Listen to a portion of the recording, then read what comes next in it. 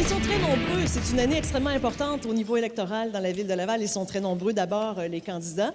Et c'est très important pour les gens de les connaître. C'est le grand défi, d'ailleurs, pour les candidats dans une élection comme ça, quand il y en a autant, c'est de se faire connaître. Donc, c'est une belle occasion aujourd'hui de les découvrir, de connaître davantage leur programme, un peu de leur personnalité aussi.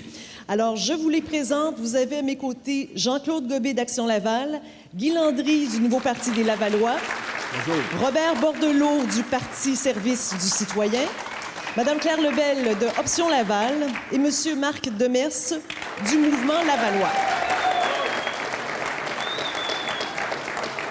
Je vous explique rapidement les règles du jeu de ce forum. Alors, je vous l'ai dit, il va y avoir 4 thèmes. Et il va y avoir une animatrice qui va marcher beaucoup parce que je veux qu'on les voit, je veux qu'on les sente vraiment. L'ordre de leur place a été tiré au sort. Alors, la façon dont on va fonctionner, c'est pour la première présentation et pour la première question d'un des 4 thèmes, on va y aller vraiment de gauche à droite. Mais par la suite, il va y avoir une alternance qui va permettre à chacun d'être le premier pour répondre à une question et à chacun d'être le dernier aussi. Ça fait partie de la vie. Et comme je le disais en préparation du débat, parfois c'est un avantage d'être le premier, parfois c'est un avantage d'être le dernier aussi parce qu'on a un petit peu cette impression de mot de la fin. Alors, pour mieux les connaître, avant de passer comme tel aux questions, à la suite de chaque thème, je dois vous dire, il y a une petite section débat aussi. On a parlé des règles du jeu, je pense que vous allez les respecter, mais j'aimerais que les gens dans la salle les connaissent aussi, c'est-à-dire une portion débat, évidemment, c'est un échange qui est plus libre. Hein? Je leur ai demandé autant que possible de me faire un petit signe pour que je puisse attribuer des droits de parole. Ils peuvent bien sûr plonger, se lancer dans la mêlée, mais quand quelqu'un parle, de grâce, laissez-le parler. Ne coupez pas la parole, ne parlez pas les uns sur les autres, sinon vous m'obligez à mettre une casquette de policier puis à intervenir un peu, justement, pour mettre un petit peu d'ordre là-dedans, chose que j'aimerais éviter aujourd'hui. Alors voilà, donc avant de passer aux 4 grands thèmes, on va commencer par un mot de présentation, justement pour nous permettre de connaître davantage les programmes de chacun des candidats. Donc on va y aller dans l'ordre qui a été tiré au sort, en commençant de gauche à droite. Monsieur Gobé, on commence avec vous. Vous avez des temps devant vous. Vous voyez les petits tableaux devant vous. Il y a un minutage. Donc, pour ces présentations, on commence par un temps qui est accordé à chacun de 1 minute 30. Le chrono part quand vous commencez à parler. Monsieur Gobé, c'est à vous. Alors, merci, Madame Drolette. Mesdames et messieurs, bonjour. Jean-Claude Gobé, ancien député à l'Assemblée nationale du Québec pendant 17 ans et quelques mois. Je suis très heureux d'être parmi vous ce midi. Alors, Action Laval est un parti qui compte 21 candidats, des hommes, des femmes, de très haut niveau intellectuel, niveau scolaire, niveau éducation, mais aussi niveau professionnel. On y trouve des directeurs d'école, des directeurs d'école secondaires. On y trouve aussi des professionnels, droit familial, droit des affaires. On y trouve aussi des administrateurs, gérants de société ou gérants de société. Aussi des gens qui sont plus dans le communautaire ou dans les activités sportives. Alors, Action Laval comme engagement d'amener une nouvelle façon de gouverner la ville de Laval et une façon plus ouverte, plus transparente, qui évitera les problèmes de collusion que nous avons pu connaître. On a un programme qui est centré sur la qualité et le rapprochement des services aux citoyens. Et bien sûr, nous voulons, dans cette optique-là, travailler aussi avec les groupes communautaires, les groupes et les intervenants de la société, particulièrement dans les sports, dans l'environnement, dans le social et dans l'habitation. Nous sommes un parti qui n'est pas dogmatique, qui n'est ni de gauche ni de droite, ni lié avec aucun autre parti politique provincial. Nous sommes un parti des citoyens de Laval et nous sommes là pour les citoyens de Laval, pour rapprocher l'administration des services des citoyens et leur donner des services. Voilà, vous avez bien respecté votre temps. Merci.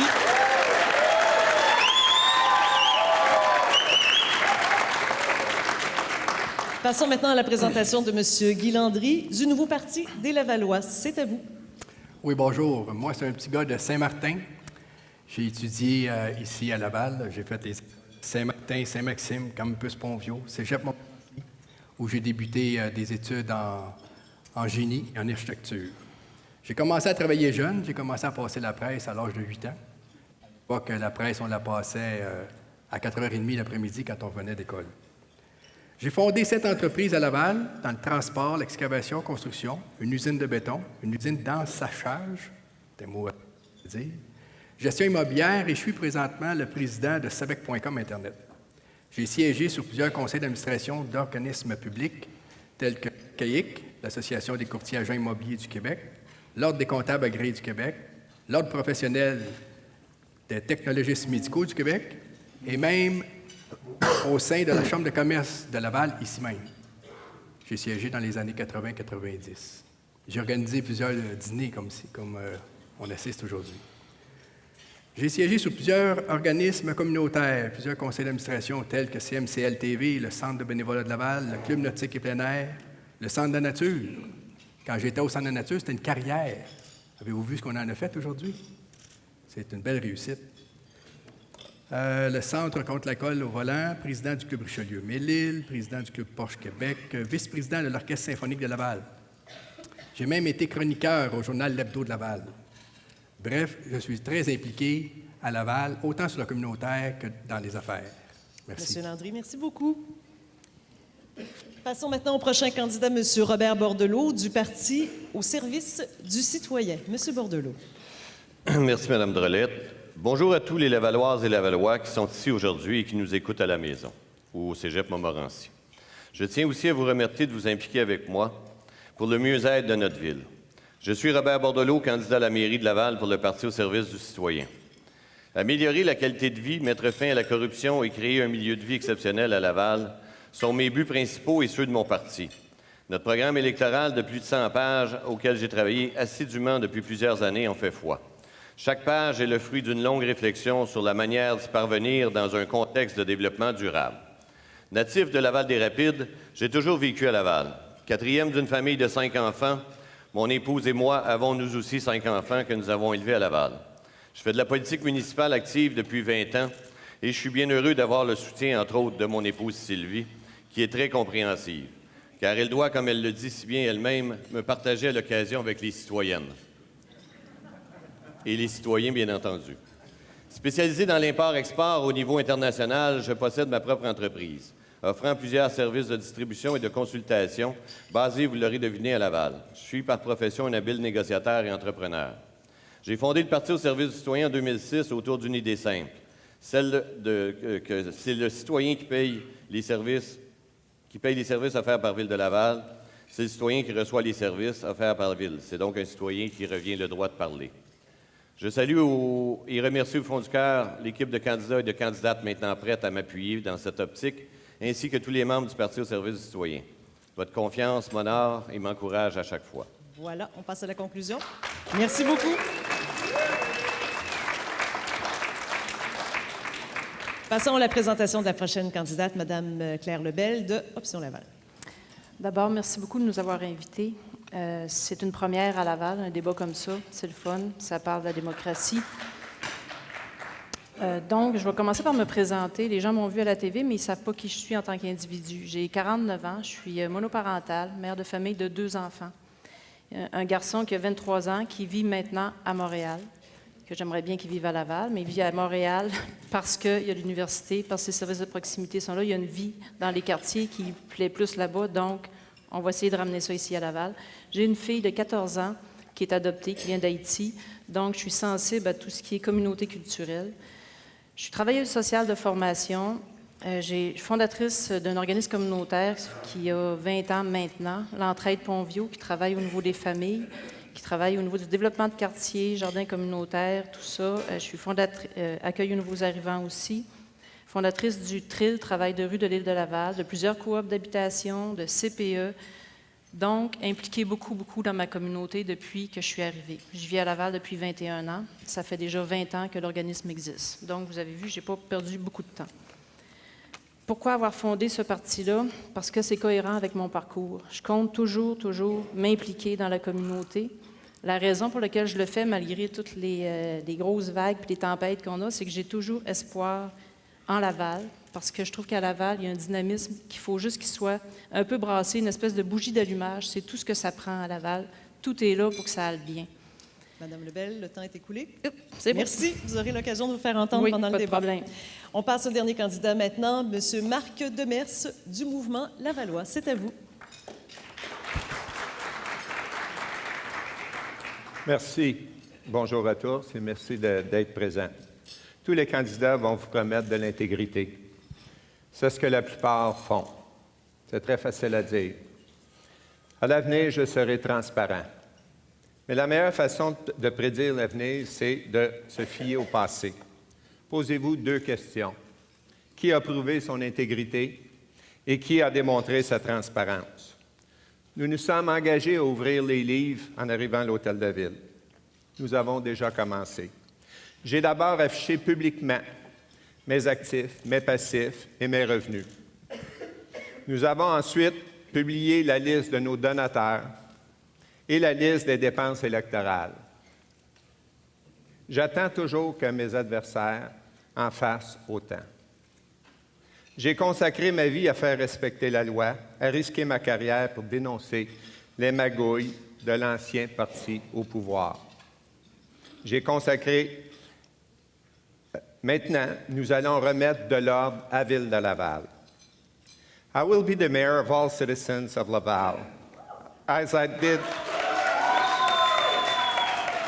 Thank you. As I did during my career as a detective in Laval, I will do everything for justice to prevail. Mon équipe démontre le même engagement de transparence et d'intégrité et nous avons un programme solide. Je suis Marc Demers, chef du Mouvement lavallois. Merci, M. Demers.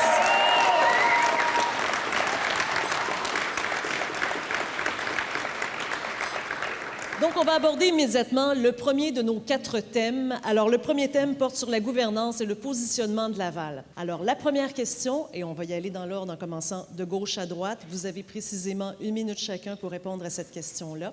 Comment parvenir justement à tourner la page et à redorer la réputation de la Ville de Laval? Quels mécanismes concrets comptez-vous mettre sur place pour protéger la Ville contre la corruption et la collusion? Comment redonner confiance aux gens en leurs élus? C'est à vous.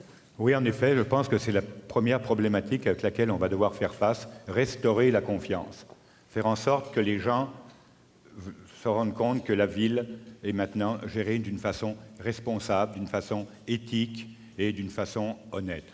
Une des façons, la première manière, ça va être de faire la clarté, faire que tout s'arranger pour que tout soit connu ce qui se passe à l'Hôtel de Ville.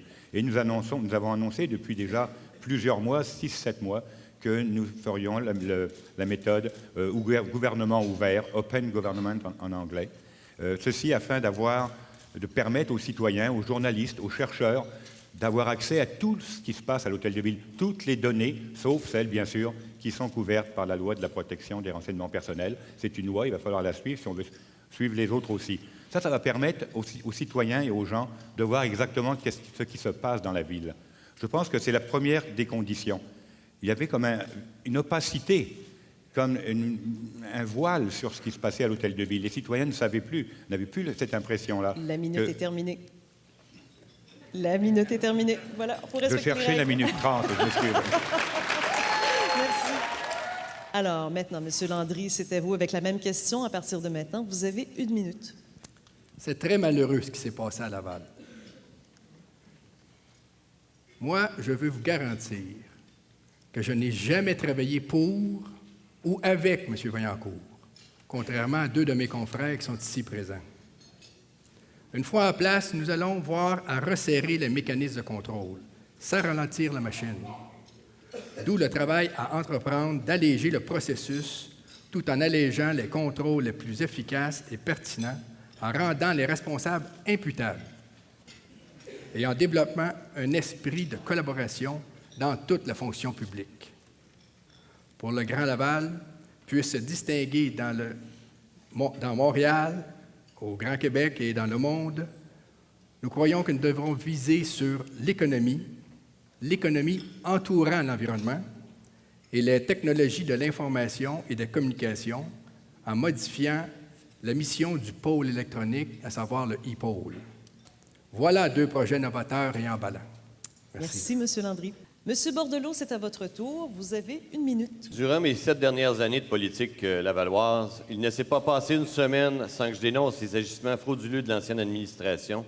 Pas une seule semaine sans penser à comment mettre un terme à ces actes criminels et s'assurer que plus jamais une telle situation ne se reproduise à Laval. C'est donc avec fierté que je présente aujourd'hui dans la plateforme politique du Parti au service du citoyen un plan de lutte contre la corruption et d'encadrement de la bonne gouvernance. longuement réfléchi qui comprend la création d'un bureau indépendant chargé de surveiller le comportement des élus et des hauts fonctionnaires lavallois, ainsi que la mise en place d'une nouvelle politique d'attribution des contrats de la Ville qui placera l'intégrité et la fiabilité des contractants avant la recherche de l'offre la moins chère. Ces éléments de solution s'ajouteront aux mesures proposées par la norme IGO Urbis sur la bonne gouvernance, norme qui s'adresse aux municipalités et qui comporte 6 valeurs et 7 thématiques, entre autres la transparence, la démocratie, l'honnêteté, l'intégrité et la neutralité. Ce sera la base à partir de laquelle le Parti au service du citoyen compte instaurer plus qu'un système pour nous protéger de la corruption, mais une véritable lutte et culture de l'intégrité politique à la Ville de Laval. Merci beaucoup.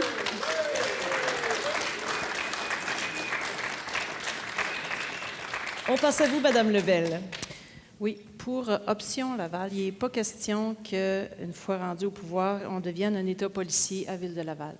Donc, le climat de suspicion qui a eu lieu pendant un an et demi depuis la commission Charbonneau, il faut casser ça. Pour casser ça, bien, c'est sûr que ce n'est pas des mesures qui vont encourager la dénonciation, ces choses-là. C'est de mettre sur pied, en fait, un bureau de consultation public, que les gens soient au courant de ce qui se passe, qu'on ait les données ouvertes aussi, que les gens puissent avoir l'information n'importe quand, sur n'importe quel sujet. Bon, comme dit M.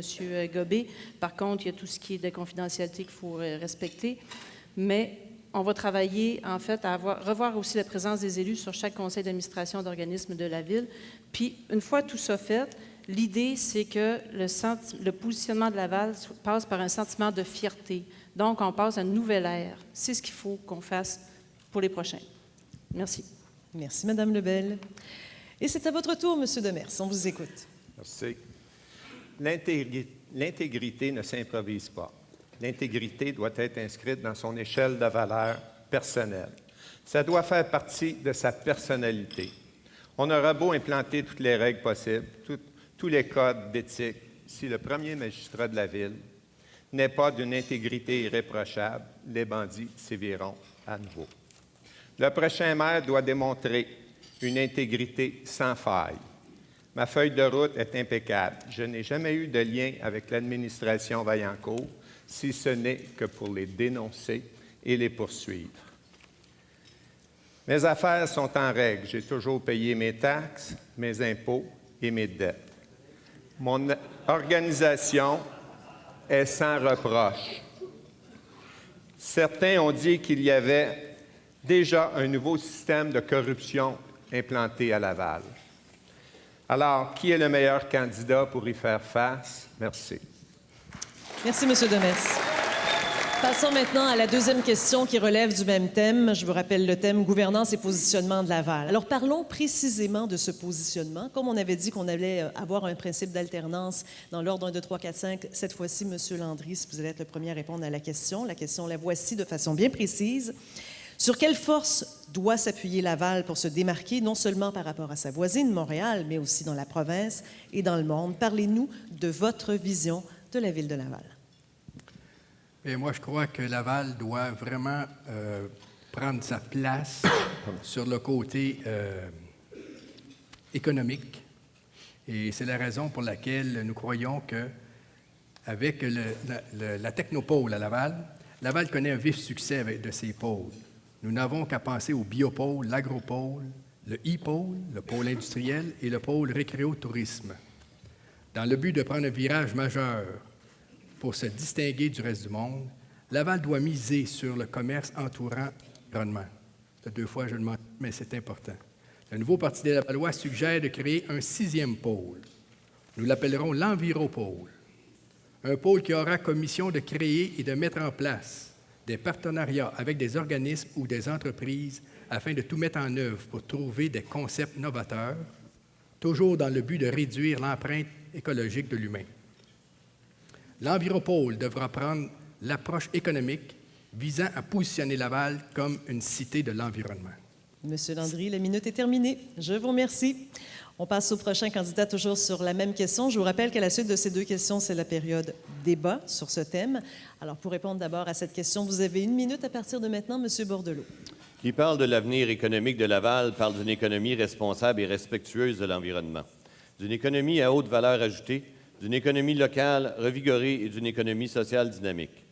Le Parti au service du citoyen a la ferme intention de faire de l'administration de Ville de Laval un partenaire économique actif et exemplaire pour les entreprises lavalloises, avec une politique d'achat éco-responsable et d'accompagnement des entreprises qui favorise le développement durable. Nous orienterons le développement des entreprises à Laval avec la création d'un fonds de développement économique pour contribuer à l'instauration d'incubateurs d'entreprises de technologie de pointe, de parcs industriels thématiques sur les énergies renouvelables et de technologies vertes, ainsi que pour attirer des instituts et des centres de recherche universitaires. Un fonds communautaire sera également consacré à renforcer le tissu social lavallois en supportant financièrement les organismes communautaires. Le PSC veut, en plus, favoriser les artères commerciales dans tous les districts avec l'élaboration d'un plan économique local à l'échelle de chaque quartier. Ce ne sont pas les centres d'achat plus grands que nature et les magasins à grande surface qui méritent le support de la Ville, mais bien les commerces locaux à hauteur d'homme qui contribuent à faire de notre municipalité un endroit où il fait bon vivre. Voilà, la minute est terminée. Merci, M. Bordelot. Je vous rappelle le thème de la question qui porte sur votre vision de Laval. C'est à vous, Mme Lebel. Donc, comme je le disais tantôt, il faut travailler sur le sentiment de fierté à Laval. Il faut investir dans les infrastructures de qualité. Il faut avoir des équipements structurants, faire en sorte que Ville de Laval, qui est reconnue maintenant pour avoir un tourisme voyons, j'ai perdu mon mot, je suis désolée, je suis nerveuse. Et en fait, il faut travailler sur le tourisme événementiel pour faire en sorte que les gens travaillent à Laval, mais aussi que ça développe aussi générer une activité économique. Les hôteliers, les restaurateurs vont être heureux de voir si on peut s'instaurer ici une place belle, un complexe aquatique, une grande bibliothèque, des infrastructures qui font en sorte que les championnats mondiaux de hockey junior, un exemple, pourraient s'en venir à Laval. Les mondiaux de plongeon pourraient s'en venir à Laval aussi. Du coup, tout ça, ça tourne, ça fait une bougie d'allumage, en fait, puis ce qui fait que les gens investissent à Laval, vivent à Laval et demeurent à Laval pour toujours. Merci. Merci, Mme Lebel. Monsieur Demers, la prochaine minute est à vous. Plusieurs villes sont prospères parce qu'elles investissent dans des zones de création technologique. Laval peut s'inspirer de ces villes et devenir un moteur d'innovation. Comment? En aidant les nouvelles entreprises innovantes et en donnant aux jeunes entrepreneurs créatifs les moyens de créer les entreprises de demain. Mais où sont ces futurs Steve Jobs ou Bill Gates? Ils sont dans nos maisons d'enseignement. Il faut donc créer autour de celles-ci des incubateurs d'entreprises. Il faut ensuite attirer autour de ce noyau des centres de recherche publics et privés. Il faut y créer un milieu de vie attirant pour les jeunes. Nous voulons créer des entreprises innovantes, notamment dans le domaine de l'agriculture de demain et du transport intelligent. Nous avons les terrains, le réseau de transport, la qualité de vie. Il ne manque que la vision, la détermination. Nous ferons de Laval la ville de l'innovation. Merci. Merci. Monsieur Gobé, c'est votre tour. Oui, alors, le positionnement de Laval au Québec. Laval est dans la région de Montréal. Laval est un pôle régional important, économique et en population. Laval a un rôle de leader à jouer dans la région. Sur la rive nord, c'est Laval. Il faut redonner à Laval sa position dominante et sa position d'influence. Beaucoup de choses, beaucoup de programmes dépendent du Québec et du gouvernement fédéral. Laval doit retrouver sa force. Laval doit être capable à nouveau de rejaillir en dehors de sa région. Et pour ça, eh bien, nous devons d'abord rétablir la crédibilité, parce que le positionnement de Laval dépend de cela aussi. Et à travers le monde, nous devons avoir cette image positive, mais aussi avoir des prospections, des partenariats avec d'autres pays, d'autres partenaires et d'autres régions, afin d'attirer les entreprises chez nous et de faire de Laval, avec ses infrastructures, avec sa population hautement qualifiée, hautement scolarisée, un exemple ou un endroit où les gens aimeront bien, les entreprises, les sociétés viendront s'établir, viendront chez nous pour créer de l'emploi et faire travailler les gens. Merci. Alors, comme je vous le disais, à chaque thème vient 2 questions avec, comme vous l'avez vu, cette alternance pour répondre, et c'est suivi à chaque thème d'un petit débat. Alors, la question de débat, comme telle, qui est toujours positionnée à l'intérieur de cette thématique, Laval doit redorer son image en matière d'intégrité, doit se démarquer, doit se distinguer. En quoi votre parti serait le meilleur pour y arriver?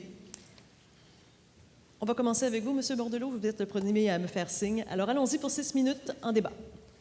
M. Demers, vous parlez d'intégrité à chaque fois que vous donnez une entrevue. Au même titre que vous dites être celui qui a dénoncé Vaillancourt. Comment se fait-il que quand vous avez été policier et que vous étiez policier, nous ne vous avons jamais entendu parler ou dénoncer? C'est quand vous êtes arrivé dernièrement que vous avez commencé à dénoncer, mais avant, jamais quand vous étiez policier. Puis vous dites pas que vous aviez un droit de réserve. Et dites pas que vous aviez un droit de réserve. Laissez-moi finir. C'est tout à fait faux, M. Laissez-moi finir.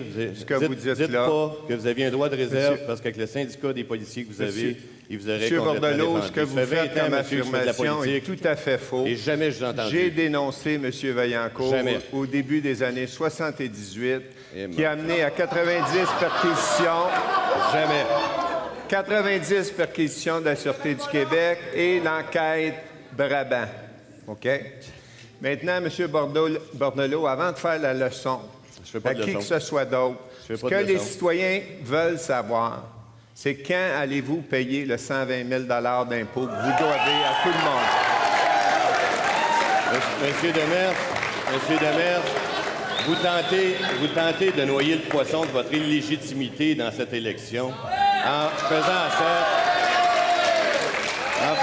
sorte de mettre un problème que mon entreprise, madame, s'il vous plaît, les gens de la salle. Je vais vous demander un peu... Non, mais... Non, nécessairement, on va prendre le temps de les écouter, Non, s'il c'est vous parce plaît. qu'ils parlent en Terminez, plus. M. Bordelot, terminez votre Donc, idée. vous essayez de noyer le poisson, comme je disais, sur votre illégitimité à cette élection, parce que vous demeurez à Laval juste depuis janvier de cette année. Et la dette que j'ai, c'est mon entreprise qui l'a, et on l'a dit que l'entreprise allait rembourser parce que je me suis fait frauder pour une somme minimale de 3,5 millions de dollars, monsieur, et nous sommes en cours présentement. M. Bordelot, vous avez passé toute la campagne à lancer de la boue à tout le monde. Pardon? Les citoyens, ce qu'ils veulent entendre, c'est des idées positives, c'est le programme. Vous avez raison. Vous avez Et vous raison. l'avez fait en disant des faussetés. Vous avez raison, M. Demers, que les gens veulent entendre les vrais programmes électoraux, pas des copies conformes de notre plateforme à nous depuis le début. Monsieur Madame. Gobé, depuis tantôt, me faisait signe qu'il voulait prendre la parole. On l'écoute? Excusez, Madame la modératrice, mais je pense qu'on est en train, encore une fois, de donner un spectacle déplorable à la population. Les gens sont tannés, les gens sont fatigués de ça. On peut-tu parler ici des vrais enjeux? C'est vrai. On est ici pour parler de notre programme. Et là, on voit des gens qui se chicanent comme dans une cour d'école. Et moi, je suis tanné de ça. Je suis pas venu en politique à mon âge Monsieur pour Gobé. faire ça puis tolérer ça. M. Gobé, parlez-nous des enjeux.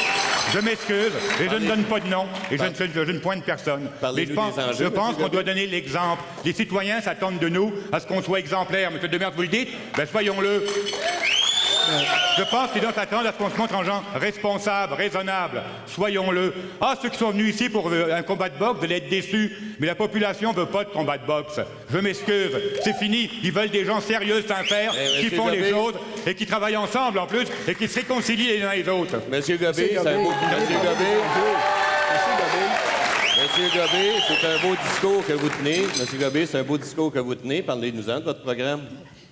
Monsieur Bordelot, Monsieur Posez Landry les a voulu prendre la parole aussi. On va On l'écouter. va en parler, M. Bordelot, inquiétez-vous pas. Monsieur Landry. J'ai la même question pour vous, M. Gobé. Moi, j'ai parlé qu'on voulait mettre en place un agropôle. On veut faire quelque chose de nouveau. Est-ce que vous avez quelque chose de nouveau à nous apprendre dans votre programme? Oui, on veut faire des choses très nouvelles qui vont vous surprendre. Ce qu'on veut faire, c'est créer un pôle d'excellence à Laval, où il y aurait des chercheurs, où il y aurait une émulsion. On veut aussi faire en sorte que notre population, qui est extrêmement scolarisée, on a une population qui est jeune, une des plus jeunes populations du Québec, scolarisée en plus. Et bien cette population-là, c'est la main-d'œuvre qui s'en va à Montréal travailler. Des spécialistes, des ingénieurs, des professionnels, des chercheurs. Eh bien, ce qu'on veut faire, c'est les ramener ici. Ce qu'on veut faire, c'est établir en sorte que les entreprises qui vont venir puissent les employer. Et pour se faire cela, eh bien, on va travailler sur la recherche, on va travailler sur l'innovation, on va attirer des entreprises de haute technologie ou de nouvelles technologies.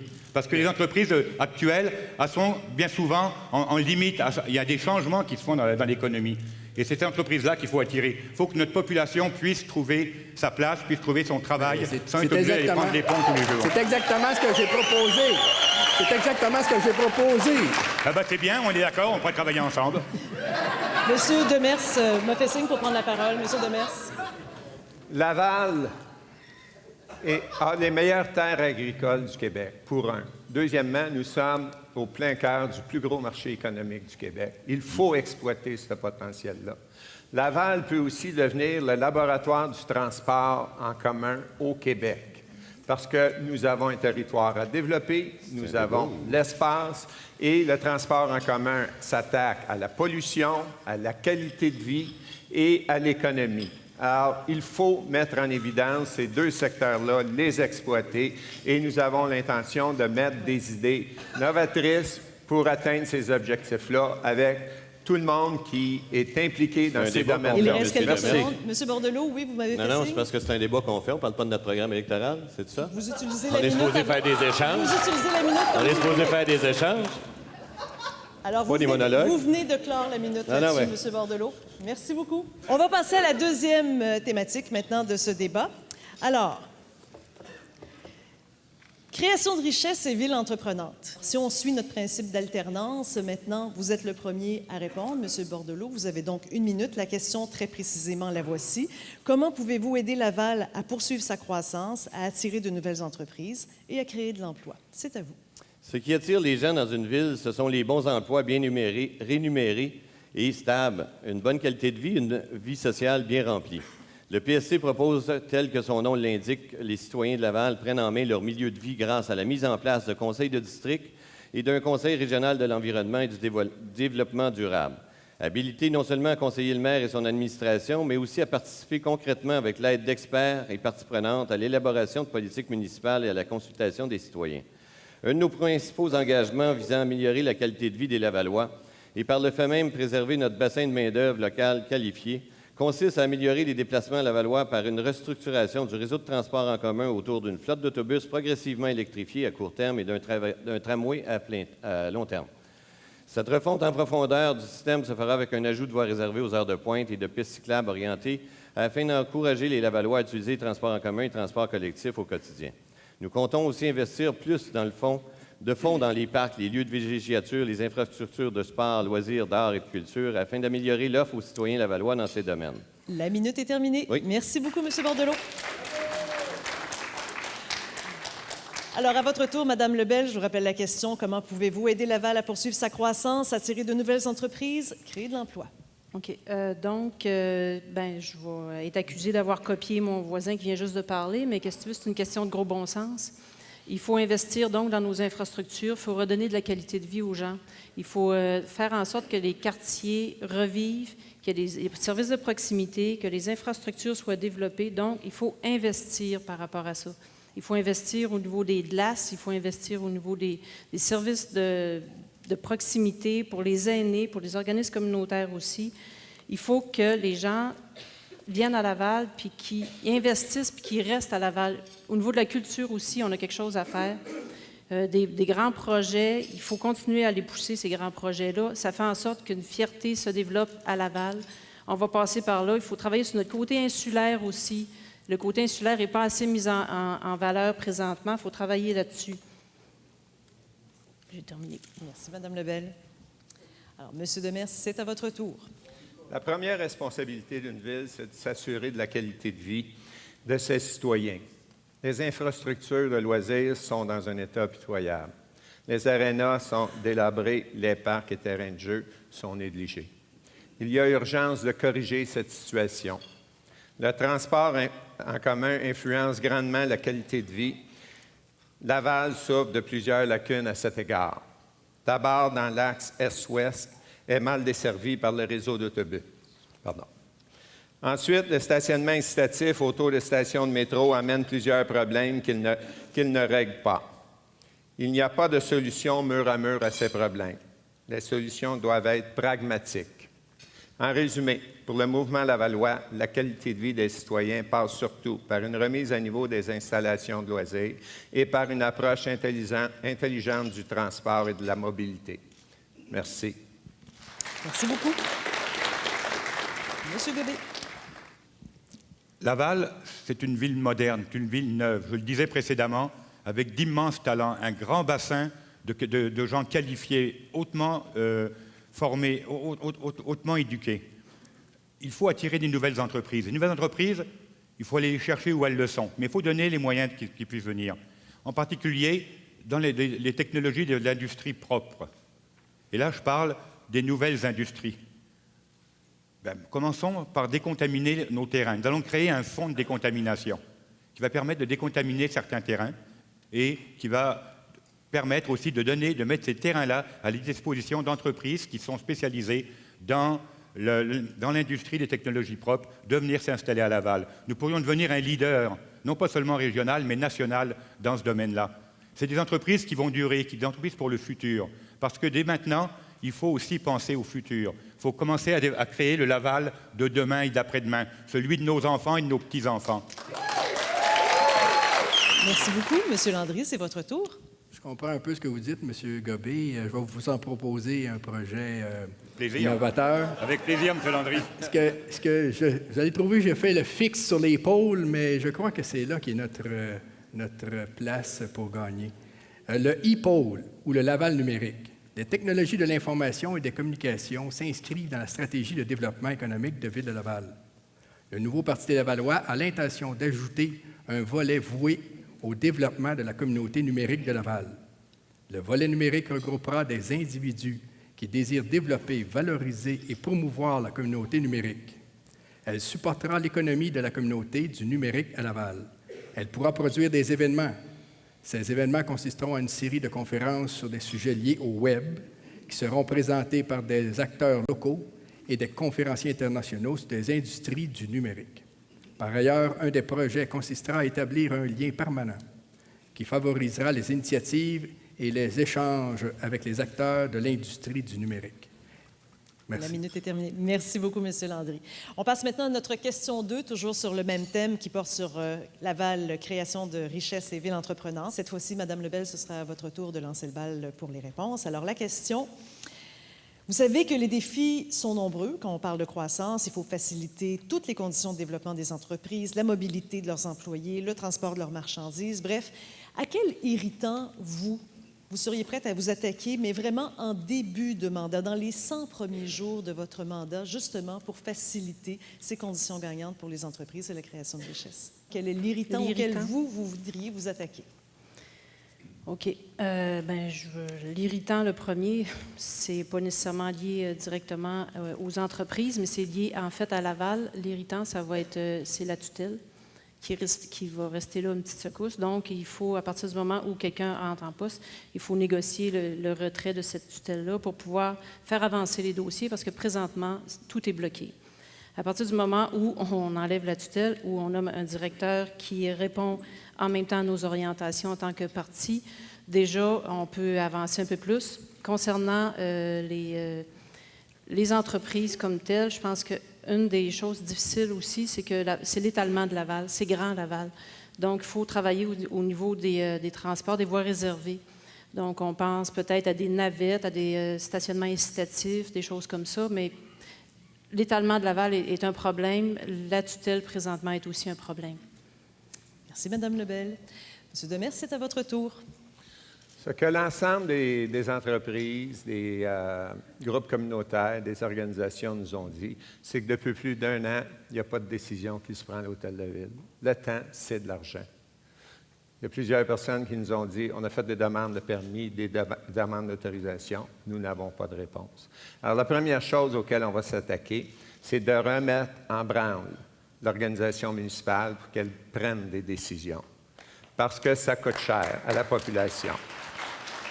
Pour ce faire, il faut que les gens retrouvent leur repère. Les fonctionnaires ne savent plus quelle est leur juridiction, qu'est-ce qui est bien, qu'est-ce qui est mal. Alors, nous allons devoir leur donner confiance, ramener une certaine fierté, leur indiquer la direction dans laquelle les décisions doivent se prendre et que la machine municipale devienne un compagnon pour les entrepreneurs, les gens qui sont en train de construire Laval et les organisations communautaires et autres. Merci. Merci. Monsieur Godet. Alors, dans les 100 premiers jours, il y a beaucoup de choses qui peuvent se mettre, qui peuvent commencer, et il faut qu'elles soient fondamentales pour donner le change de ce qui va suivre par la suite. Nous allons être l'activateur et le supporteur du modèle Smart City. Ça amènera, avec différentes mesures incitatives, et ça amènera l'ouverture, et M. Landry, je suis bien d'accord avec votre idée, elle est très, très, très intéressante, et Smart City va nous permettre, justement, de partir et de démarrer l'implantation et la venue de nouvelles entreprises, tout en donnant en même temps, bien sûr, un service aux citoyens. Nous allons créer un guichet unique pour les entreprises, pour le service aux entreprises. Des fois, c'est trop compliqué, il faut aller partout, à gauche, à droite, il y a des délais. Les gens se rebutent à cela, ça prend du personnel. Un guichet unique, très très important. Et nous allons promouvoir aussi le développement économique international avec Laval Technopole. Nous allons augmenter les missions, nous allons augmenter la prospection internationale et nationale aussi pour aller justement chercher ces entreprises. Et c'est ça, dans les premiers 100 jours, ça va donner le ton pour la suite qui va venir après. Merci. Monsieur Landry. Les anciens politiciens, vous n'avez pas répondu à la question. La question était sur le transport. Non, la question était sur le principal irritant qui nuit au développement économique de la ville. Mais si elle avait été sur le transport, j'aurais répondu, M. Landry, je vous l'assure. Allez-y, des bonnes idées là aussi. Allez-y, M. Landry.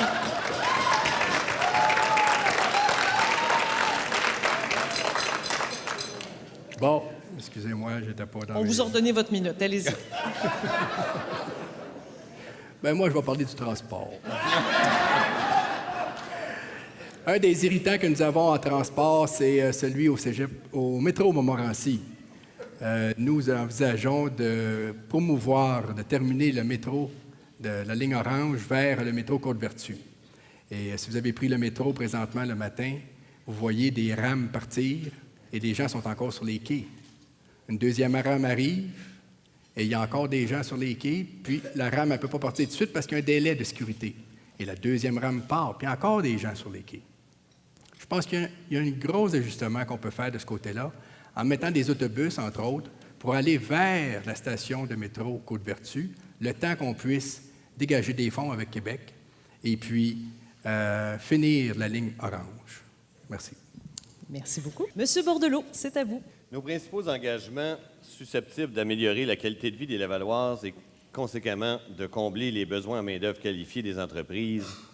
Donc, dans les 100 premiers jours, ça va être de mettre en place un nouveau schéma d'aménagement et des critères de performance pour la conception des bâtiments et des quartiers, d'établir des conseils de district et le conseil régional en environnement durable et de développement durable, un programme pour favoriser le développement économique local et global pour promouvoir nos entreprises et les attraits de notre ville, l'amélioration de l'efficacité des déplacements des Lavallois, un cocktail de moyens de transport à court terme, dont des autoroutes cyclables sécuritaires et à long terme pour électrifier nos moyens de transport, la préservation et la valorisation des milieux naturels, des investissements, des projets et des fonds additionnels pour développer le secteur des loisirs, des sports, de la culture des sports et des arts, ainsi que l'économie sociale qui vient en aide aux plus démunis de notre société, ainsi qu'un aide aux nouveaux arrivants. C'est ça, les 100 premiers jours. Merci beaucoup. Alors, on rentre maintenant dans le volet débat de ce thème. Alors, un débat comme tantôt d'une durée de 6 minutes. Alors, on a entendu un ou peut-être même un peu plus de candidats parler de transport. On voulait justement lancer ce débat qui est libre, je vous le rappelle, mais qui doit porter sur la thématique de développement économique à Laval, en vous lançant d'abord et avant tout sur le transport. Il y a bien des gens ici qui sont membres de la Chambre de commerce qui parlaient des difficultés de mobilité, de la main-d'œuvre, entre autres, pour les amener, par exemple, vers leur lieu de travail, vers le parc industriel, les étudiants qui doivent se déplacer pour leurs études. Vous restez dans la thématique du développement économique. Moi, je vous lance finalement sur la porche du transport, mais vous irez par la suite où vous voudrez en respectant le thème. On part à partir de maintenant pour 6 minutes. Je vois que M. Bordelot trépigne d'impatience pour ouvrir le débat. Alors, allez-y, commencez. Le transport.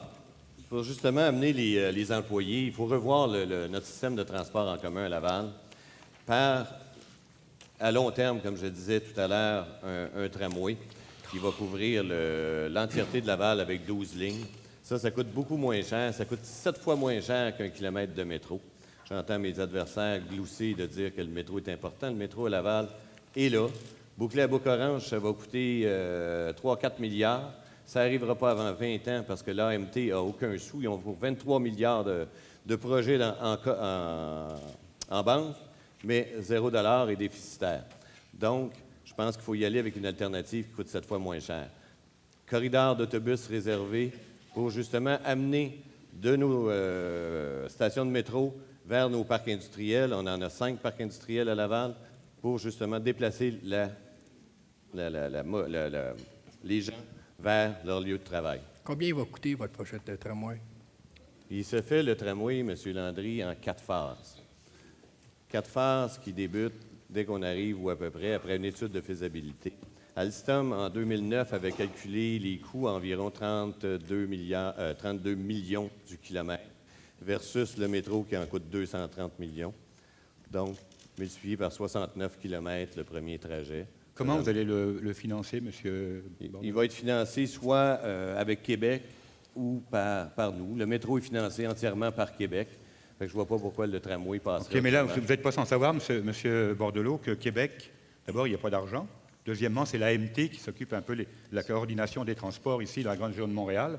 Et que, troisièmement, si ce n'est pas dans les priorités de Québec, votre tramway, vous pouvez bien le promettre.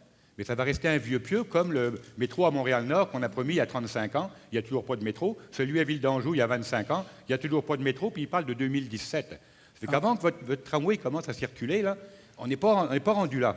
Parce qu'ils n'ont pas d'argent, puis ils ne vous le donneront pas, croyez-moi. Ou alors, c'est les citoyens de la ville qui vont devoir assumer par leurs propres taxes, laissez-moi finir, assumer par leurs taxes le financement de ce tramway. Et excusez-moi, là, je pense que l'impact sur la dette en immobilisation sera très important et qu'on laisserait là un héritage à nos enfants qui ne serait pas le plus formidable. Merci, je pense qu'on doit amener des mesures plus rapides, plus efficaces, plus rapidement, des corridors réservés en effet, électrifiés. Merci, M. Gobé. M. Demers essayait aussi de participer au débat. On va revenir à votre droit de réponse. M. Demers.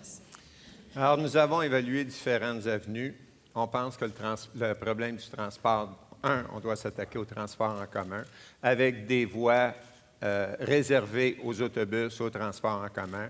Nous croyons que c'est la solution la plus économique, la plus efficace et disponible à court terme. Nous devons aussi nous attaquer au problème de fluidité du transport en général, des congestions le matin et sur différents artères. Nous devons aussi nous attaquer au stationnement incitatif à proximité des bouches de métro, qui ont eu pour effet d'amener les problèmes qui existaient à Montréal à Laval, au niveau de la congestion, au niveau de la pollution, au niveau des problèmes de stationnement et de déneigement. Nous avons laissé de côté l'alternative du tramway, parce qu'un tramway coûte 2 millions à acheter, le même prix que coûte le métro. Le métro a un potentiel 10 fois plus élevé de transporter des gens et une espérance de vie de 15 ans de plus. Merci. Monsieur Demers. Droit de réponse maintenant ici à M. Bordelot. Rapidement pour laisser parler aussi les autres candidats. C'est effectivement que ça coûte beaucoup moins cher, comme je disais, un métro qui va desservir tout le territoire lavallois. Le tramway, c'est l'aboutissement de notre stratégie. Ça fonctionne-tu? Oui, on vous entend. C'est l'aboutissement de notre stratégie de mobilité durable et d'urbanisme. C'est un lien qu'il faut mettre avec les autres municipalités. C'est un cocktail. Les voies réservées fait partie de notre programme depuis janvier 2006. Et à partir de là, c'est certain qu'il va falloir qu'on participe avec la CMM pour créer un fonds et avec Québec, un fonds de transport en commun au Québec, vraiment plus que le 30$ qui nous enlève sur notre permis de conduire ou sur notre plaque, mais qui ne va jamais nulle part. Je pense que ce fonds-là, il faut vraiment le mettre en propre pour l'investir, parce que ce n'est pas dans 30 ans, en 2050, on va penser au tramway qu'on aurait dû faire. Et M. Demers, pour ce qui est de vos voies réservées, il y a 2 semaines, la STL a annoncé qu'il en faisait 5 nord-sud. Donc, vous n'inventez pas grand-chose, là. Effectivement. C'est Québec qui le finance. Il y en a annoncé 5 nord-sud, mais ils n'en ont pas annoncé est-ouest. On en a.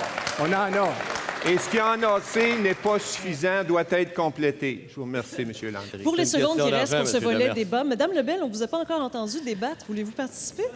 Oui, je veux participer. Par contre, je vais Allez-y. vous avouer, j'aimerais ça que, s'il vous plaît, je vais vous avouer que c'est pas, si on pense faire de la politique autrement, c'est pas comme ça que je vois qu'on fait de la politique autrement. Donc, voilà. Je suis pas quelqu'un qui est prêt à se battre comme ça, c'est pas vrai. Par contre, je suis quelqu'un qui va être capable de convaincre les citoyens d'aller voter parce que la démocratie, ça existe pour vrai. Et je trouve qu'il y a quelque chose de noble dans la fonction d'être élu et de noble dans le fait d'être politicien. Donc, je trouve ça un petit peu bas.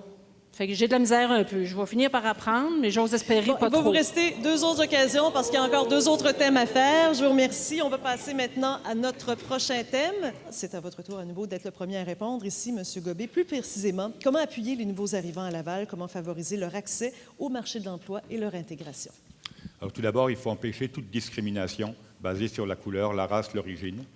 Ça, c'est la première des choses à faire. Il faut leur faire comprendre qu'ils sont ici chez eux, qu'ils sont ici dans une ville d'opportunités, qu'ils sont ici avec nous pour tous ensemble continuer à développer cette ville, à y trouver une qualité de vie, à travailler ensemble et à faire en sorte que nos enfants et leurs enfants soient élevés ensemble et constituent la prochaine génération du Québec. Nous avons ce défi-là à relever ici à Laval, parce que nous avons une population jeune, comme vous le dites si bien, qui est très diversifiée. Et l'intégration, ça ne se fait pas avec une loi, ça ne se fait pas forcément avec une charte. L'intégration, ça se fait... L'intégration, ça se fait dans les écoles, dans la rue, par le voisinage. Les gens apprennent à vivre ensemble. Qu'est-ce qu'ils cherchent, les gens? Du travail, un logement décent, une qualité de vie, du respect, et pouvoir envoyer leurs enfants à l'école pour qu'ils soient meilleurs, qu'ils aient une meilleure situation qu'eux avaient. Ben, donnons-leur ça, puis oublions les différences entre les gens, et on va les intégrer, ils vont rester avec nous, les immigrants. Merci bien.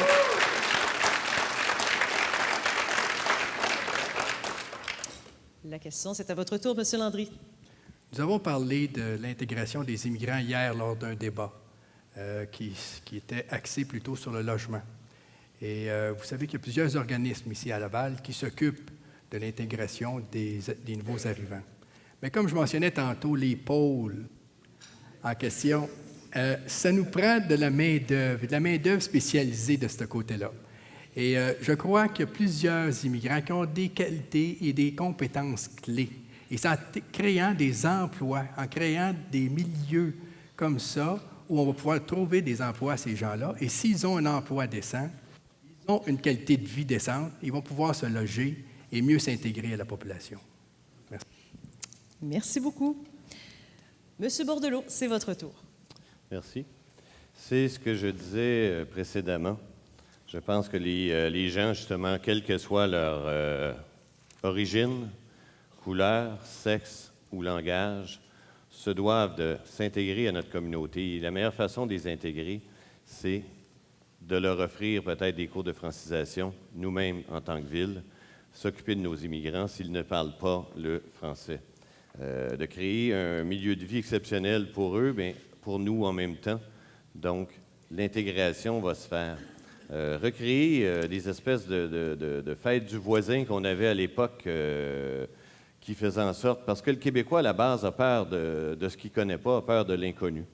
Donc, en recréant des fêtes du voisin, on pourrait justement réunifier toutes les communautés. Juste à Chamédé, il se parle au-dessus d'une vingtaine de dialectes différents.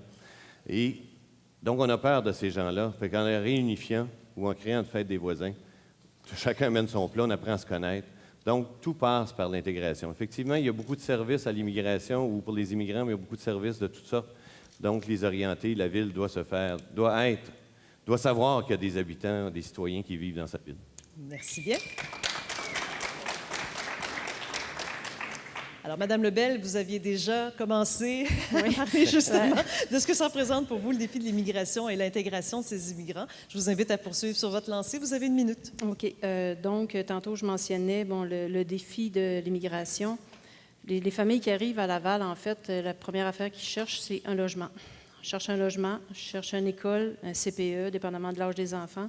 Ils cherchent à rentrer en contact avec leurs voisins. Donc, développer le sentiment d'appartenance dans les quartiers, les vieux quartiers, même les nouveaux, mais il faut qu'il y ait des services de proximité, que les gens ne se sentent pas perdus dans une grande ville avec juste 2 organismes d'accueil aux nouveaux arrivants. Il faut vraiment qu'il y ait des services de proximité. On parle du défi au niveau de l'employabilité. Les employeurs aussi doivent être appuyés parce que, dépendamment de la culture, c'est compliqué de recevoir un employé qui arrive d'ailleurs et qui ne comprend pas nécessairement. Ce n'est pas une question de langue souvent, c'est juste une question de rythme et de connaître les mots par rapport à l'entreprise. Donc, il y a du financement là peut-être à aller chercher, à attacher avec le ministère de l'Immigration. On parle aussi du logement social. J'ai terminé, je pense. Vous en aviez beaucoup à dire sur l'immigration, finalement. Le logement social, donc, les familles arrivent avec pas d'histoire de crédit. Je pense qu'au niveau du logement social, ça serait important de développer quelque chose à ce niveau-là pour qu'il se fasse au moins une histoire de crédit. Merci beaucoup, Mme Lebel. Monsieur Demers. Alors, nous avons été sensibilisés aux problèmes des gens issus de l'immigration. Et les problèmes sont différents dépendamment de l'origine. Les problèmes des gens qui viennent d'Haïti sont différents de ceux qui viennent d'autres pays européens ou des pays asiatiques ou des pays du Maghreb. Alors, Ville de Laval est rendue le 3e pôle d'attraction pour les gens issus de l'immigration. L'immigration est de juridiction provinciale et fédérale partagée, mais les conséquences sont municipales. C'est la raison pour laquelle nous avons mis dans notre programme la formation d'un comité d'études pour régler les problèmes, faire l'inventaire des problèmes, régler les problèmes des gens issus de l'immigration qui arrivent à Laval, de façon à ce qu'ils soient un actif de plus en plus important à la qualité de vie lavalloise, le tout dans le respect des traditions de chacune des communautés. Merci. Merci beaucoup.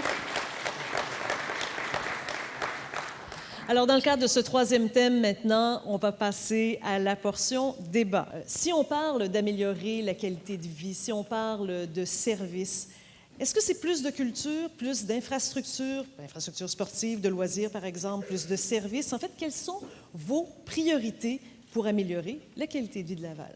Monsieur Gobet? Je pense qu'une des priorités, c'est la culture. Ville de Laval, bon, il y a certaines activités culturelles, mais on n'a vraiment rien de majeur. On a l'Orchestre symphonique de Laval, prenez comme exemple, un orchestre d'une renommée mondiale, un orchestre qui vient de faire une tournée au Japon quelques mois, qui a duré 5-6 semaines. Il n'a pas d'endroit pour se produire ici à Laval. Et à Laval aussi, le problème des gens, c'est que bien souvent, il faut qu'ils prennent le métro, ils prennent leur voiture, prennent le bus pour se rendre voir un spectacle à Montréal. Alors, ça, c'est une priorité. Il y a aussi tout le développement des arts, l'art lyrique, le théâtre, la danse. C'est un peu fait à gauche puis à droite, mais il n'y a vraiment rien de structuré. Et je pense que ça prend un établissement, un endroit où tout le monde pourrait se regrouper, où l'orchestre symphonique pourrait être, où les autres troupes pourraient être, et où ils se produiraient, et aussi où on accueillerait la relève, les jeunes qui vont vouloir, et les gens pourront aller voir ces spectacles et pourront participer. La culture, c'est important, c'est l'âme d'un peuple, mais c'est l'âme d'une ville aussi. C'est certain que... Une ville sans culture, c'est une ville de centre d'achat. Merci, M. Godet. M. Demers. La qualité de vie des citoyens passe par plusieurs avenues. Les installations sportives, le transport, que ce soit le transport en commun ou le transport en automobile.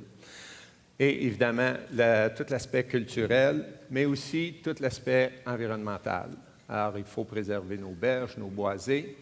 Les installations sportives, les associations sportives que nous avons rencontrées nous ont fait part qu'ils déboursent jusqu'à 1,5 million de dollars par année pour louer des glaces à l'extérieur de Laval.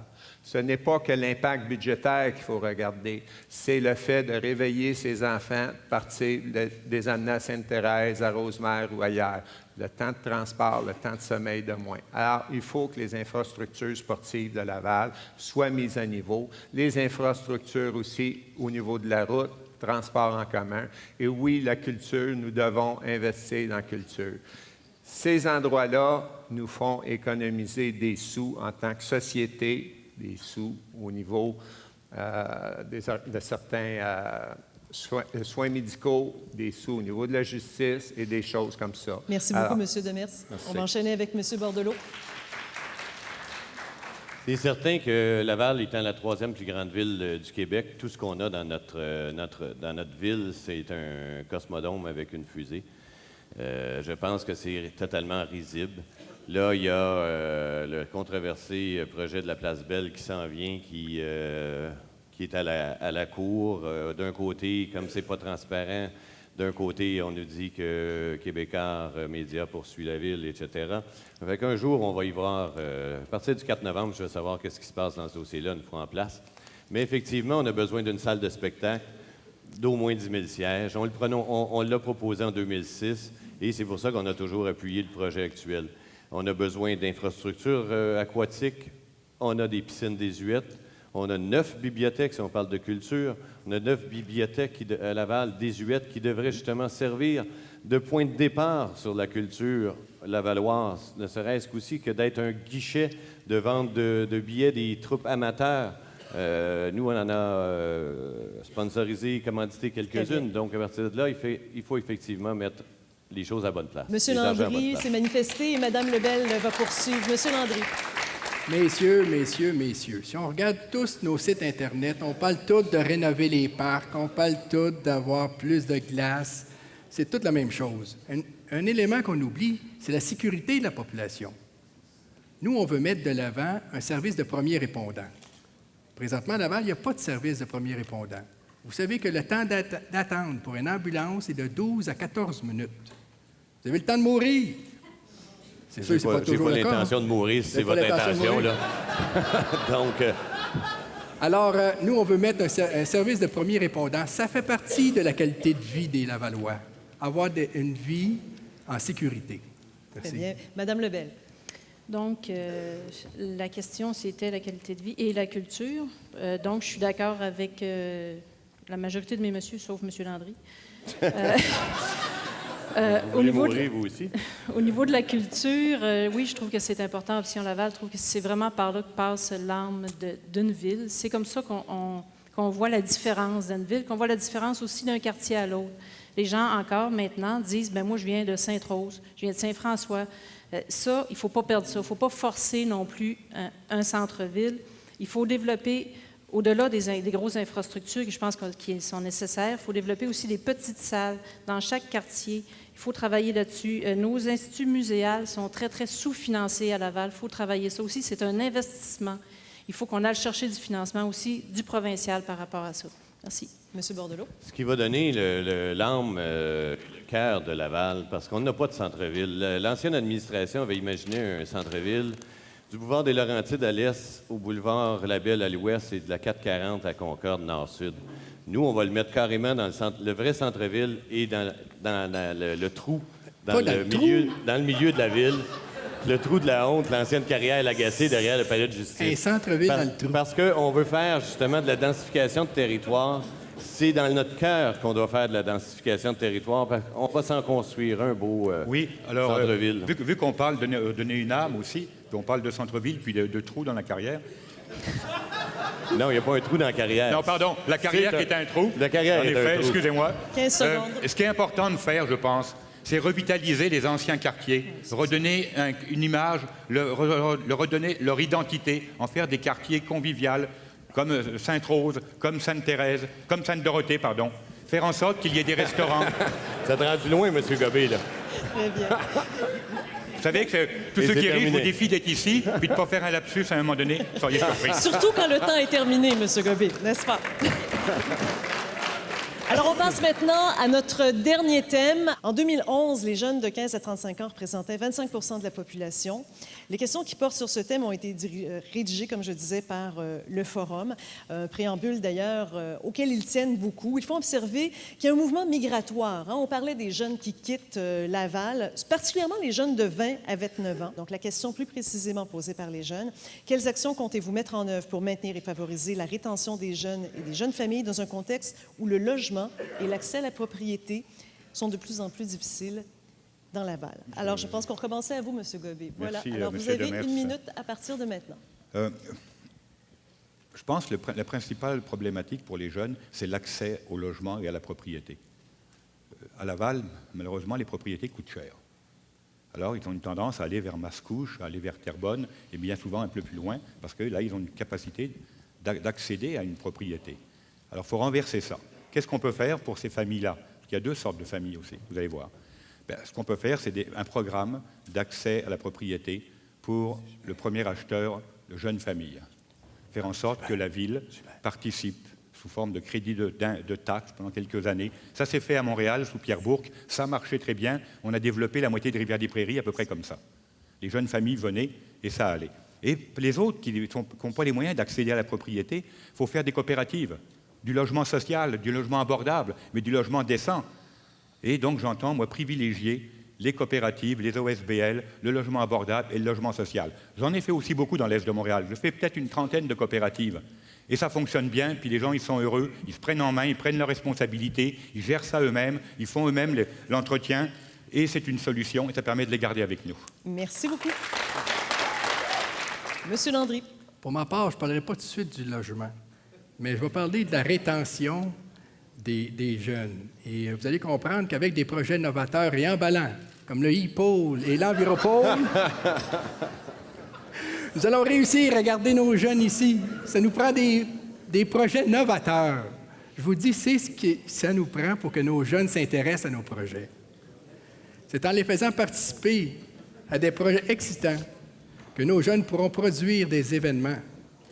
Ces événements constitueront une série de conférences sur des sujets liés, des espaces communautaires de travail, des pépinières, des incubateurs, des accélérateurs. Voilà ce que ça prend à nos jeunes. Le genre de milieu que le nouveau Parti des Lavallois veut implanter dans la communauté lavalloise, afin de réduire la fracture numérique et d'amener les jeunes à participer à des activités et accéder à la technologie. Par ailleurs, un des projets consistera à établir un lieu permanent qui favorisera les initiatives et les échanges avec les acteurs de l'industrie du numérique. Merci beaucoup, Monsieur Landry. Monsieur Bordelot, la minute est à vous. Le Parti au service du citoyen veut faire de Laval une ville innovatrice et efficace, dont ces jeunes pourront être fiers. La fierté des jeunes et de tous les Lavallois pour leur municipalité passe bien sûr d'abord et avant tout par une administration compétente et transparente. En établissant des critères de performance, Laval sera en mesure de comparer son offre de services avec les autres villes de son acabit et ainsi connaître ses forces sur lesquelles elle doit miser et ses faiblesses sur lesquelles elle doit travailler. L'accès aux bibliothèques municipales, aux maisons des jeunes, aux centres sportifs et autres lieux de rassemblement gérés par la Ville est une priorité pour le PSC. L'amélioration des réseaux de pistes cyclables et de transports en commun permettra aux jeunes Lavallois de se rendre rapidement où ils veulent. Les quartiers qui manquent de services seront identifiés et leurs besoins seront comblés. Un comité jeunesse lavalloise donnera la parole aux jeunes pour qu'ils puissent s'impliquer dans le développement de leur ville afin que celle-ci réponde à leurs besoins. Le président de ce comité va siéger directement sur le conseil exécutif. Une ville honnête et à leur écoute, c'est ce que le PSC souhaite offrir aux jeunes de Laval pour stimuler leur sentiment d'appartenance et leur donner le goût de rester ici pour vivre, grandir et élever leur famille à Laval tel que je l'ai fait moi-même. Merci, Monsieur Bordelot. Madame Lebel. Donc, tantôt, je mentionnais dans l'introduction que j'avais un garçon de 23 ans qui vit à Montréal. Je lui ai demandé pourquoi il a choisi Montréal. C'est pas compliqué. Vivre à Laval, les logements sont chers, mais aussi, ça prend une auto. Il n'y a pas de service de proximité. Il ne peut pas aller faire son épicerie à vélo ou à pied à Laval. Ça prend donc le char de maman. Il a choisi d'aller à Montréal aussi parce qu'à Montréal, les quartiers ont une âme. Les quartiers, il peut aller dans le parc à côté, il peut entendre de la musique, il peut s'en aller, il peut sortir dans son quartier, vivre dans son quartier. Tout est à proximité. Ça favorise en même temps le transport actif. Il marche, il fait du vélo. Il n'a jamais fait ça à Laval, puis je vis à Fabreville. Il faut travailler là-dessus, c'est sûr. Il faut travailler aussi sur les lieux de diffusion, parce que ce n'est pas juste une question d'accessibilité au logement social, mais c'est une question non plus d'avoir juste un char. Il faut aussi avoir du fun. Ça prend des lieux de diffusion pour les jeunes artistes. Il faut qu'ils puissent sortir à Laval. C'est pas compliqué. Juste pour le logement social, je fais ça vite, parce que j'ai déjà écoulé mon temps. Notre parti, on met 6 millions en 4 ans pour développer le logement social parce qu'on sait que c'est compliqué. Il manque de logement social à Laval. Merci, Madame Lebel. Monsieur Demers. Merci. Alors, entre 20 et 29 ans, ça correspond à l'âge où une partie de nos jeunes sont à l'université. Il s'agit d'attirer d'autres pavillons universitaires à Laval. Et il faut créer, en entour de celle-ci, des incubateurs d'entreprises pour nos jeunes entrepreneurs. Il faut ensuite attirer autour de ce noyau des centres de recherche publics et privés. En plus de ça, il faut avoir de l'ambition pour nos jeunes. Il faut leur rendre disponibles des emplois attrayants et valorisants. Alors, il faut dynamiser notre économie à Laval. Nous voulons aussi créer un milieu où il fera bon vivre avec des infrastructures sportives décentes, adéquates, où la culture rayonnera. Et c'est seulement dans ces conditions que les jeunes lavallois décideront de demeurer à Laval et d'enrichir la communauté lavalloise. Merci. Merci beaucoup. La deuxième question décidée par les jeunes du Forum Jeunesse, justement, concernant ce thème, ça parle d'appartenance. Les citoyens de Laval ont un taux d'appartenance à leur ville de 44 %, la proportion la plus faible si on la compare aux régions avoisinantes. La question plus précise des jeunes, que faire pour que les jeunes lavallois aient envie de rester à Laval pour y vivre, pour y travailler, pour s'impliquer aussi dans leur communauté? Monsieur Landry, la minute est à vous. Oups. Oui. J'essaie de dire quelque chose sans parler du mot pôle. Je vous ai parlé tantôt du logement. C'est sûr qu'il y a deux catégories de logements où les jeunes ont de la difficulté. Il y a les jeunes qui sont vraiment en difficulté financière, très précaire. Et il y a des jeunes qui ont quand même un bon emploi, mais ils n'ont pas la possibilité d'avoir le crédit. Donc, de ce côté-là, on voudrait mettre en place un programme d'accès à la propriété avec une formule de location-achat. C'est nouveau, ça s'en vient, vous allez voir. C'est contraire à l'auto, l'immobilier prend de la valeur, alors que le véhicule que vous louez va perdre de la valeur. Et je pense qu'avec ça, on va pouvoir aider les jeunes à accéder à la propriété plus rapidement. Voilà. Merci. Je vais rappeler la question quand même, juste pour qu'on soit tous sur la même longueur d'onde. Je la connais, c'est Ça pas parlait nécessaire. d'appartenance, n'est-ce pas? Que faire pour que les jeunes lavallois aient envie de rester à Laval pour y vivre, y travailler et s'impliquer dans leur communauté? Monsieur Bordelot. Ce que je disais tout à l'heure, moi, je suis natif de Laval. Donc, je suis natif de Laval-des-Rapides, qui a été fusionné en 1965. Donc, mon sentiment d'appartenance est effectivement moi, très fort à Laval, puisque ça fait 20 ans que je fais du municipal, de la politique municipale de façon active. Nous allons mettre sur pied, justement, pour notre jeunesse lavalloise, comme je l'ai dit tout à l'heure, un comité jeunesse lavalloise pour qu'eux puissent s'impliquer, qu'ils aient justement ce sentiment d'appartenance-là, et ils auront immédiatement parole ou droit au chapitre parce que, je l'ai dit tout à l'heure, le président ou la présidente de ce comité-là va être un élu qui va siéger directement à l'exécutif de Ville de Laval. En ce moment, il y a 6 postes à l'exécutif. On en connaît 2, puis les 4 autres, c'est un peu obscur. Donc là, on va en combler 2 avec les jeunes et le comité des sages pour les aînés. Ils ont besoin d'une ville honnête et à leur écoute. C'est ce que le PSC souhaite leur offrir pour stimuler justement leur sentiment d'appartenance et de leur donner le goût de rester ici. Merci, Monsieur Bordelot. Madame Lebel. Donc, sentiment d'appartenance passe nécessairement par un sentiment de fierté. Si on n'est pas fier de notre quartier, on ne dit pas d'où on vient. On tient ça mort. Dernièrement, Laval, il y a beaucoup de gens qui disaient « Bon, je ne suis pas sûre de venir de Laval, je préfère venir de Sainte-Rose. » Il y a quelque chose là. On veut valoriser le côté insulaire de Laval, mais aussi valoriser les quartiers historiques, que chaque quartier ait sa couleur. Ça n'enlève rien au centre-ville. Ça fait juste donner plein de poux, plein de petites bougies d'allumage tout partout pour faire en sorte que ça fonctionne et que les gens soient fiers. Au niveau de l'implication des jeunes et l'implication, en fait, de chaque personne dans chaque district, à Option Laval, on a mis 150 000 par année, par district, pour des projets citoyens. C'est la première fois que ça se fait. Dans Pont-Viau, un groupe de citoyens s'installe, jasent ensemble pour développer un projet citoyen. Ça peut être n'importe quoi, mais ils vont être fiers, c'est leur projet, puis les conseillers s'attendent à avoir un projet qui vienne de la population. Merci. Merci, Madame Lebel. Monsieur Demers. Québec a une personnalité. Montréal a une image aussi. Mais quelle est l'image ou la personnalité de Ville de Laval? Malheureusement, de ce temps-ci, elle n'est pas belle. Alors, il faudrait créer une fierté d'appartenir à cette ville-là et s'identifier à Laval. Nous devons aussi faire comprendre aux jeunes qu'ils ont leur place pour construire le Laval de demain, que leurs idées, leurs efforts, leurs contributions sont importantes et qu'ils sont maîtres de leur destin à Laval. Alors, c'est un ingrédient essentiel pour garder nos jeunes à Laval. Alors, on a parlé d'un incubateur d'entreprise près des maisons d'enseignement, c'est un élément important. Alors, les jeunes doivent s'impliquer, nous devons leur tendre la main et leur faire comprendre qu'ils ont leur place dans la vie à Laval et dans le Laval de demain. Merci.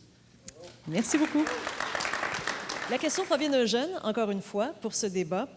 Et ça illustre bien, encore une fois, leurs préoccupations. C'est une question qui provient plus précisément d'une jeune fille qui s'appelle Amélie Martin, étudiante au Collège Montmorency. Sa question: que comptez-vous faire pour préserver les espaces verts à Laval? Le débat est lancé, il dure 6 minutes. Qui veut prendre la parole en premier? Monsieur Gobé.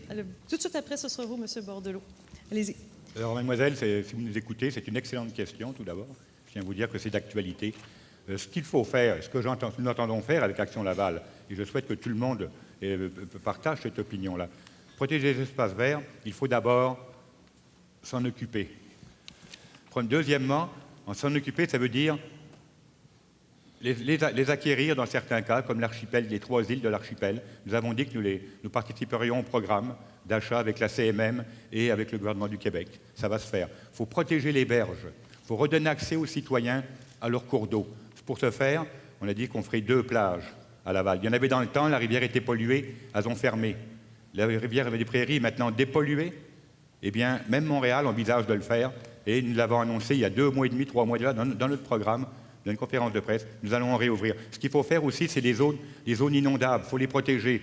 Les terres humides, il faut les protéger. Les boisés, il faut les réaménager. Mais les réaménager aussi pour que la population y ait accès. Avec des sentiers ludiques, éducatifs pour les jeunes, pour les écoles, pour les enfants. Il faut redonner aux citoyens leur nature et il faut protéger l'espace vert, en effet. C'est notre responsabilité, pas seulement pour aujourd'hui, pour les prochaines générations. Monsieur Bordelot. Le Parti au service du citoyen existe depuis 7 ans, depuis même un peu plus, depuis janvier 2006. Et depuis janvier 2006, que je prône avec le Parti au service du citoyen, que nous allons mettre en place, dès le 4 novembre, un moratoire, justement, sur tous les milieux humides, forêts et boisés. Il ne faut pas juste dire qu'on va y protéger ou qu'il faut les protéger. Il faut passer à l'action, et c'est ce que le Parti au service du citoyen va faire. Passe à l'action en émettant un moratoire. Il y a un organisme qui a fait l'inventaire, on va voir ce qu'il y en est.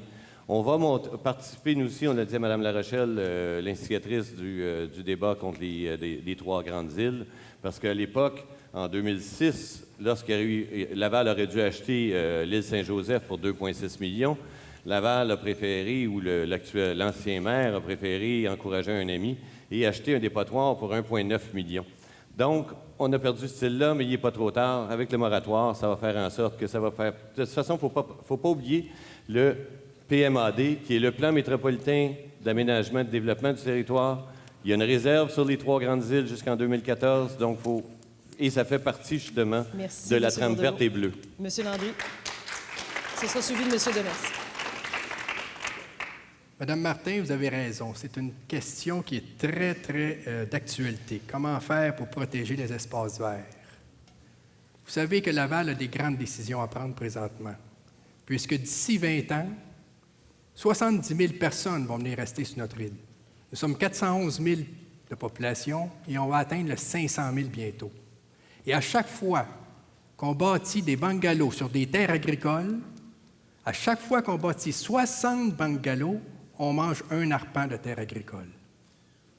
Nous avons des grandes décisions à prendre présentement, à savoir comment nous allons construire. Nous avons déjà commencé, les terrains sont plus petits, on bâtit en hauteur, 2 étages ou quoi que ce soit, mais il faut vraiment regarder sérieusement de près la densité et commencer à construire en hauteur comme on voit un peu partout. Merci. Monsieur Demers. Alors, merci, Mme Martin, pour votre question. Il est important de protéger nos boisés pour les générations futures. Nous y sommes engagés. Évidemment, les espaces verts, il faut les protéger, mais les espaces bleus aussi, comme nos cours d'eau, nos rivières. Comme les autres, on veut protéger les berges. Mais nous nous engageons à ne plus déverser les égouts des Lavallois dans nos rivières, comme il se fait à chaque pluie abondante. Nous voulons privilégier le transport non polluant, tel que le vélo, les vélos électriques et les petites chaises. Alors, nous allons réaménager le plan d'urbanisme de la ville de façon à mettre l'emphase sur ce genre de transport-là, qui devra aussi faire un tout avec le transport en commun et ne pas nuire au transport routier en général, ce qui veut dire les voitures, les camions. Alors, il faut protéger nos terres humides, nos boisés, nos rivières, mais surtout et avant tout, une priorité sera d'arrêter de polluer comme nous le faisons malheureusement encore. Merci. Madame Lebel, vous enchaînez? Oui. Pour Option Laval, c'est certain que la culture et les milieux naturels, c'est nos priorités. On a comme candidat Guy Garand, qui est un expert en environnement, qui est avec nous autres. Je vais vous défiler les 7 engagements. Donc, on s'engage à un rythme de 2 à 3 de protéger les milieux naturels en aire protégée, de 2 à 3 par année. On s'engage aussi à mettre en place un moratoire pour les milieux humides en zone blanche. On accorde une priorité aux 3 grandes îles, au bois de l'Équerre. On va travailler avec le gouvernement du Québec. On va travailler aussi à travailler sur créer des parcs régionaux. Donc, on parle du parc de la rivière des Prairies. On va travailler là-dessus. De la plage idéale aussi. Améliorer la qualité de nos cours d'eau, comme disait M. Demers. C'est sûr qu'on va y voir. On reprend la responsabilité du code de l'arbre aussi, qui a été délaissé aux citoyens, on la reprend, et on augmente le couvert forestier de 1 à 2 par année pour atteindre le 30 de couvert forestier pour 2031. Merci. Merci beaucoup. On va maintenant passer à la conclusion. Encore une fois, vous allez avoir 1 minute 30. Alors, c'est une dernière occasion pour vous mettre en valeur aussi la portion de votre programme que vous voulez promouvoir, absolument, que vous voulez nous faire connaître. Donc, 1 minute 30 chacun. Pour ce mot final de conclusion, M. Bordelot, la parole est à vous. Merci. Mesdames et messieurs, je vous remercie d'être présents aujourd'hui. Ce midi, j'ai essayé de vous brosser le portrait de ma vision pour notre ville, une vision sur les 8 prochaines années. Vous connaissez mes intentions. Je pense que mon parcours politique atteste de ma détermination et de mon intégrité. Je ne suis ni teinté ou entaché d'aucune couleur politique. Le PSC n'est pas la branche politique d'aucun parti provincial. Laval est notre seule couleur. Je dis ce que je pense et surtout je fais ce que je dis.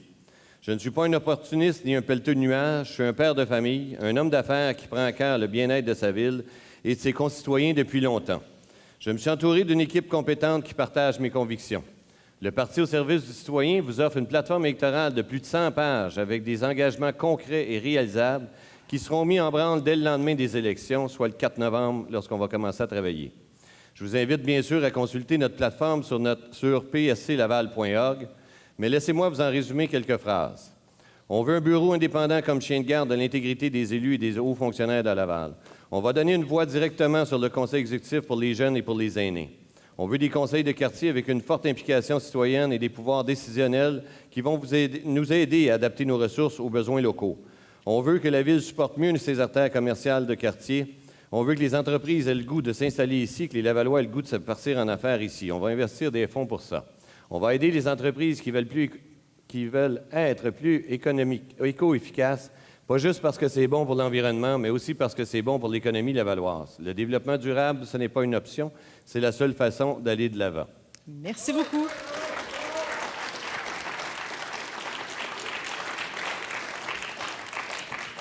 Votre mot de la fin, Madame Lebel. Oui, je vais mentionner le fait que j'apprécie beaucoup que le débat a changé d'allure en cours de route, donc merci à mes adversaires. C'est un peu plus facile à ce moment-là. Je pense qu'à Laval, on a un momentum présentement. Ce qu'il faut faire, c'est qu'il faut que les gens aillent voter. Je ne parlerai pas longtemps d'Option Laval. En fait, ce que j'aimerais, c'est inviter tous les citoyens, les gens qui sont au cégep présentement, qui ont le droit de vote, C'est la première fois à Laval qu'on a des candidats comme ça, en grand nombre, à la mairie. Allez fouiller sur les sites de chacun. Chacun ils ont des programmes, je pense, qui sont intéressants. J'aime mieux le mien, c'est évident. Mais je pense que l'idée là-dedans, c'est que Laval doit, pour balayer tout ce qui était avant, doit passer à un autre mode. Donc, allez voter pour que la démocratie s'exerce pour vrai, s'il vous plaît. C'est tout ce que j'aurais à dire. Merci. Merci, Mme Lebel. Votre conclusion, M. Demers? Merci. De quoi Laval a-t-elle de besoin? D'une liste de projets extravagants? De politiciens de la vieille école? Non. Laval a besoin d'une équipe qui se tient debout. Notre ville est sous tutelle pour cause de corruption. Laval a besoin de mettre fin au désordre. Laval a besoin de rigueur, de sens moral. L'éthique est une valeur qui se cimente avec les années. J'ai prouvé pendant 30 ans de carrière comme policier que je plaçais la loi au-dessus de tout. J'ai prouvé mon courage devant les pires criminels. Croyez-vous que les bandits à cravate me font peur? La commission Charbonneau a confirmé que j'ai dénoncé la corruption à l'Hôtel de Ville pendant des années, lors du témoignage de M. Asselin, notamment. C'est évident. Aucun des autres candidats n'a la stature pour remettre de l'ordre à l'Hôtel de Ville. Ce que veulent les Lavallois, c'est un maire intègre et honnête. That is what you told me. You want integrity, you want honesty, straightness, and credibility. With Marc Demers, what you see is what you get.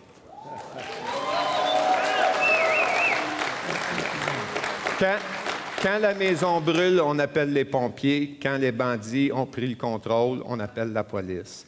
C'est ce que les Lavallois vont faire le 3 novembre. Mettre fin au désordre. Merci. Merci, M. Demers. M. Gobet, votre conclusion. Alors, merci, Mme Drolet. Ça fut fort bien animé. Aussi, merci à tous les citoyens. Ça s'est relativement bien passé. Malheureusement, je dois reconnaître qu'il y a un petit dérapage d'un de nos collègues à la fin qui dit « Je suis au-dessus de tout. La loi est au-dessus de tout. » Oui, si la loi est au-dessus de tout, et je dis qu'il a toujours appliqué, il devrait commencer par appliquer la loi électorale, qu'il met inéligible. Et aussi, je m'excuse, s'il vous plaît, mon temps il tourne. Et aussi, ne pas avoir voulu faire changer la loi à Québec pour l'adapter à sa situation personnelle. Laissez-moi finir, s'il vous plaît. Ne pas avoir voulu non plus faire des manigances par en dessous avec certains députés ou ministres pour essayer qu'ils adoptent un amendement qu'il essaierait de passer dans une commission parlementaire. Ça, c'est ça, respecter la loi, c'est ça l'éthique, c'est ça l'intégrité. Voilà. Merci à tous. Je vous remercie. Je suis très heureux d'avoir pu participer à ce débat-là. Malheureusement, sans ce petit dérapage, ça aurait été un débat formidable. Et je pense que dans le futur, il va falloir éviter de tomber dans ce genre de choses-là. Je vous remercie à tous. Bonne soirée. Merci, M. Gobet. Votre conclusion, M. Landry. M. Gobet, je partage grandement votre opinion. Mais tout ce que dit M. Demers aujourd'hui, c'est qu'il veut être la police. Nous, on veut être le maire. Hein?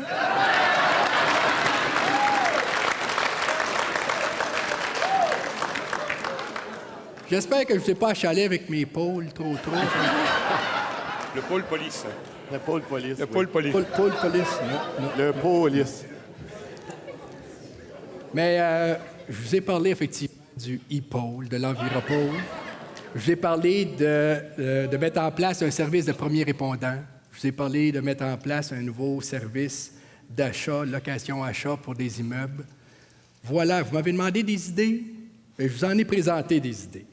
Et un maire doit avoir des idées et une vision pour sa ville. Pas vouloir être la police. On en a des policiers. Et c'est vrai que ça prend des idées. Et je crois être la personne qui est le maire, qui va pouvoir être le meilleur maire à Laval. Nous n'avons pas passé... Je vais passer cette ligne-là, je comprends pas.